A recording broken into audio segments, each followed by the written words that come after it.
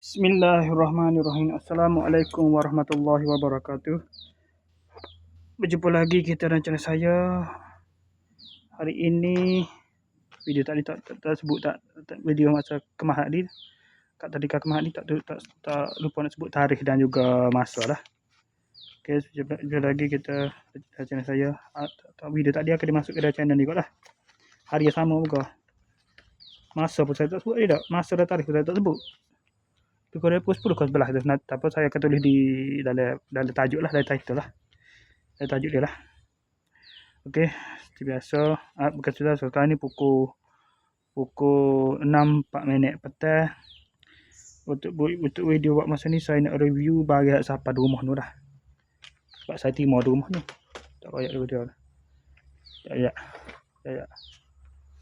Okey, ganggu saya ada sekejap pasal budak tu hot saya review dalam kotak tu kan, hot coklat tu saya tak buka tu. Review mari dulu dia. Dia main tuntut hak dia lah. Saya bagi dah.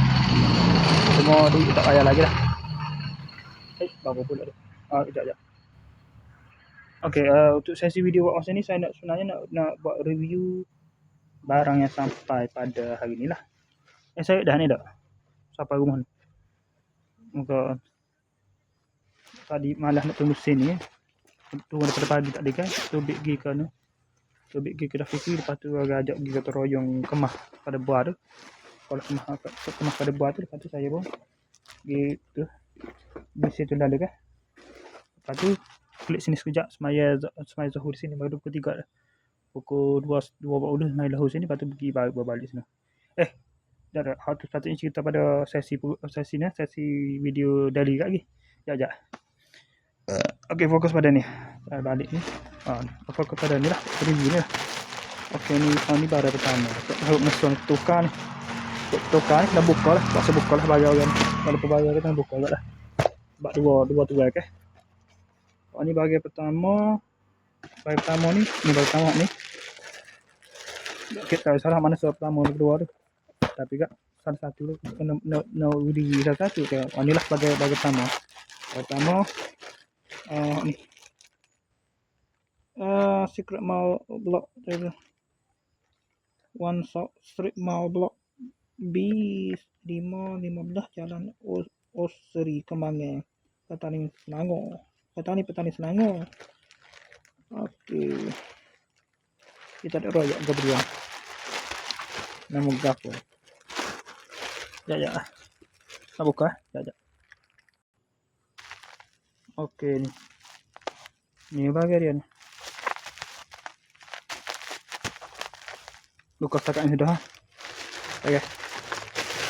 Ni bahagian pertama. Bahagian kedua pula. Dari kotak ni. Ni daripada mana ni?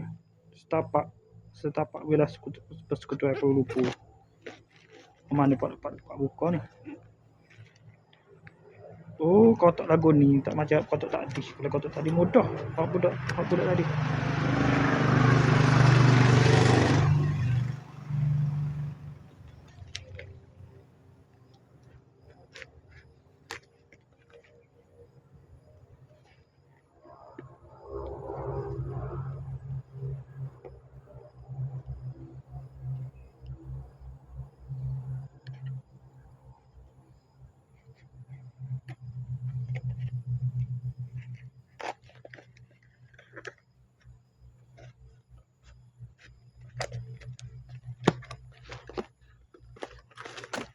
Oh, ni ada. Di bawah Amar.